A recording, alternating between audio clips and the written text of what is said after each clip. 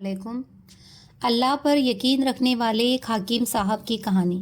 ایک حکیم صاحب ہوا کرتے تھے جو بہت ہی نیک دل اور دیندار تھے، جن کا دواخانہ ایک پرانی عمارت میں تھا۔ حکیم صاحب روز اپنے دواخانے جانے سے پہلے اپنی بیوی سے کہتے کہ جس چیز کی ضرورت تم کو ہو آج ہے وہ تم ایک کاغذ پر لکھ کر دے دو، تو ان کی بیوی لکھ کر دے دیتی۔ حکیم صاحب اپنی دکان پر جا کر سب سے پہلے اس پرچے کو کھولتے، بیوی نے جو کچھ لکھا ہوتا وہ اس کا حساب لگاتے اور اس کا ٹوٹل کرتے، پھر اللہ سے دعا کرتے کہ یا خدا، میں تیرے حکم کے تعمیل میں تیری عبادت چھوڑ کر یہاں دنیا داری کے چکر میں آ بیٹھا ہوں، جیسے ہی تو میری آج کی ضرورت کو پوری کر دے گا میں اسی وقت یہاں سے اٹھ جاؤں گا۔ اور پھر یہی ہوتا، کبھی تو صبح کے 9 بجے یا کبھی 10 بجے حکیم صاحب اپنی مرضی سے اپنے مریضوں سے فارغ ہو کر اپنے گھر چلے جاتے۔ ایک دن حکیم صاحب نے اپنی دکان کھولی اور رقم کا حساب لگانے کے لیے پرچی کھولی تو وہ پرچی کو دیکھتے ہی رہ گئے۔ ایک لمحے کے لیے تو ان کا دماغ گھوم گیا، ان کو اپنی آنکھوں پر وشواس نہیں ہو رہا تھا کہ جلد ہی انہوں نے اپنے آپ پر قابو پا لیا۔ اس پرچے پر آٹے دال کے علاوہ ان کی بیوی نے لکھا ہوا تھا کہ بیٹی کے دہیز کا سامان۔ حکیم صاحب کچھ دیر سوچتے رہے، پھر سب چیزوں کی قیمت لکھنے کے بعد دہیز کے سامان کے سامنے لکھ دیا کہ یہ خدا کا ہی کام ہے، خدا ہی جانے۔ پھر وہ اپنے کاموں میں لگ گئے۔ 1-2 مریض آئے تھے جن کو حکیم صاحب نے دوا دے دی۔ اسی وقت ان کی دکان کے سامنے ایک بڑی سی کار آ کر رکی، لیکن کار کے آنے یا کار کے اندر کون ہے ان کو حکیم صاحب نے کوئی توجہ نہیں دی، کیونکہ کئی بار کار والے بھی حکیم صاحب کے پاس اپنا علاج کروانے آتے تھے۔ یہ سب تو روز کا کام تھا۔ جب سارے مریض اپنی دوا لے کر چلے گئے تو کار والے صاحب کار سے باہر نکلے، حکیم صاحب کو سلام کیا اور جا کر ان کی دکان میں بیٹھ گئے۔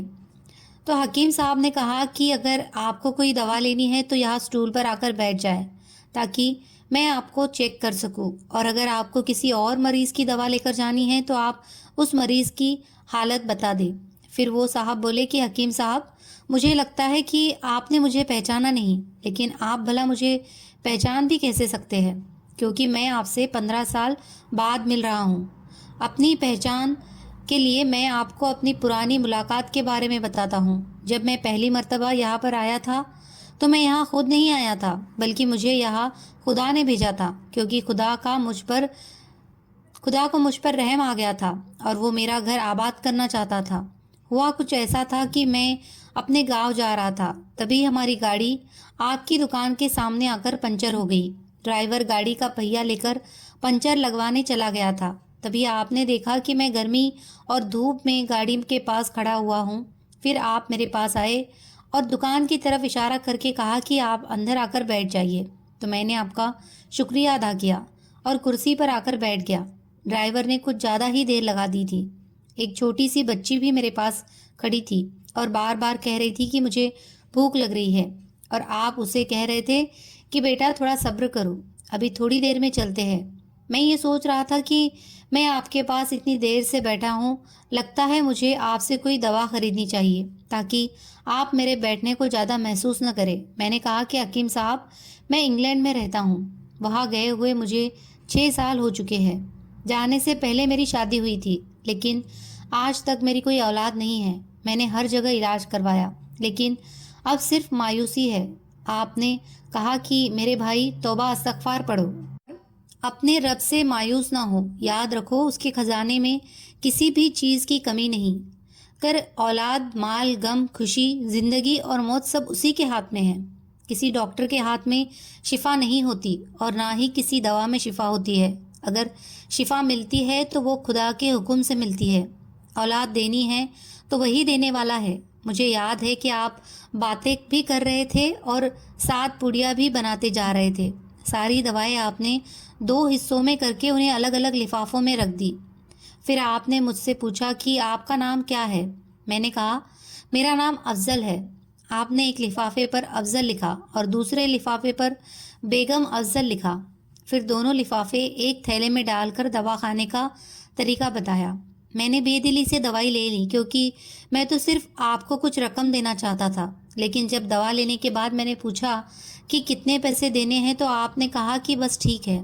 تو مجھے کچھ سمجھ میں نہیں آیا، تو میں نے دوبارہ پوچھا تو آپ نے کہا کہ آج کا کھاتا بند ہو گیا تھا۔ تو میں نے کہا کہ مجھے آپ کی بات سمجھ میں نہیں آئی۔ وہیں پر ایک شخص اور موجود تھا، تو اس نے مجھے بتایا کہ کھاتا بند ہونے کا مطلب ہے کہ حکیم صاحب نے آج کے گھریلو خرچے کی جتنی رقم خدا سے مانگی تھی وہ خدا نے انہیں دے دی، زیادہ رقم وہ نہیں لے سکتے۔ میں بہت حیران ہوا اور دل ہی دل میں شرمندہ ہوا کہ میرے کتنے گھٹیا خیالات تھے اور یہ سادہ سا حکیم کتنا عظیم انسان ہے۔ پھر میں نے اپنے گھر جا کر اپنی بیگم کو یہ دوائی دکھائی اور اسے ساری بات سمجھائی، تو وہ کہنے لگی کہ وہ کوئی انسان نہیں بلکہ ہمارے لیے تو وہ ایک فرشتہ ہے۔ مجھے یقین ہے کہ ان کی دی ہوئی دوائی ہمارے لیے فائدہ مند ثابت ہوگی۔ یقین حکیم صاحب، آج میں 3 بچوں کا باپ ہوں۔ خدا نے آپ کو ہماری مدد کا وسیلہ بنایا۔ ہم ہمیشہ آپ کے لیے دعا کرتے ہیں۔ جب بھی میں اپنے گاؤں چھٹی پر آیا تو ہر بار میں آپ کی دکان پر آیا، لیکن مجھے ہمیشہ آپ کی دکان بند ہی ملی۔ میں کل دوپہر کو بھی آیا تھا، لیکن آپ کی دکان کل بھی بند تھی۔ وہی ایک آدمی کھڑا تھا۔ اس نے کہا کہ اگر آپ حکیم صاحب سے ملنا چاہتے ہیں تو آپ صبح 9 بجے آ جائیے، ورنہ ان سے ملنا مشکل ہے۔ اسی لیے میں آج آپ سے ملنے صبح آیا ہوں۔ جب 15 سال پہلے میں نے آپ کی دکان میں آپ کی چھوٹی سی بیٹی دیکھی تو میں نے بتایا تھا کہ دیکھ کر میری بھانجی یاد آ رہی ہے۔ میری بھانجی کی شادی اس مہینے میں ہونی تھی اور اس کی شادی کا سارا خرچ میں نے اپنے ذمے لیا تھا۔ میں نے اسے پیسے بھجوائے تھے کہ وہ اپنی مرضی کی چیزیں خرید لے۔ اسے بخار تھا لیکن اس نے کسی کو نہیں بتایا۔ وہ بخار کی دوائیاں کھاتی رہی اور گھومتی رہی۔ پھر ایک دن وہ بازار میں بے ہوش ہو کر گر گئی۔ اسپتال لے جانے کے بعد پتہ چلا کہ اسے بہت تیز بخار ہے اور وہ بے ہوشی کی حالت میں ہی دنیا سے چلی گئی۔ اس کے انتقال ہونے کے بعد نہ جانے کیوں مجھے اور میری بیوی کو آپ کی ہی بیٹی کا خیال آیا۔ ہم نے یہ فیصلہ کیا کہ ہم دہیج کا سارا سامان آپ کی بیٹی کے لیے پہنچا دیں گے، اور اگر شادی جلد ہو گئی تو سارا انتظام خود ہی کریں گے، اور اگر ابھی کچھ وقت ہوا تو نقد رقم پہنچا دیں گے۔ میری آپ سے یہ گزارش ہے کہ آپ ان سب کے لیے مجھے منع نہیں کریں گے۔ یہ سن کر حکیم صاحب حیران اور پریشان تھے اور پھر بولے، افضل صاحب، آپ جو کچھ کہہ رہے ہیں مجھے تو یقین نہیں ہو رہا۔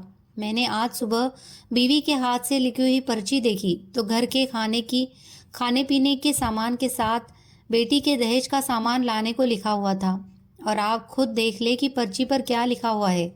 یہ کہہ کر حکیم صاحب نے پرچی افضل صاحب کو تھما دی۔ افضل صاحب نے جب پرچی دیکھی تو وہ دیکھ کر حیران ہو گئے۔ اس پر لکھا تھا، یہ خدا کا کام ہے، خدا ہی جانے۔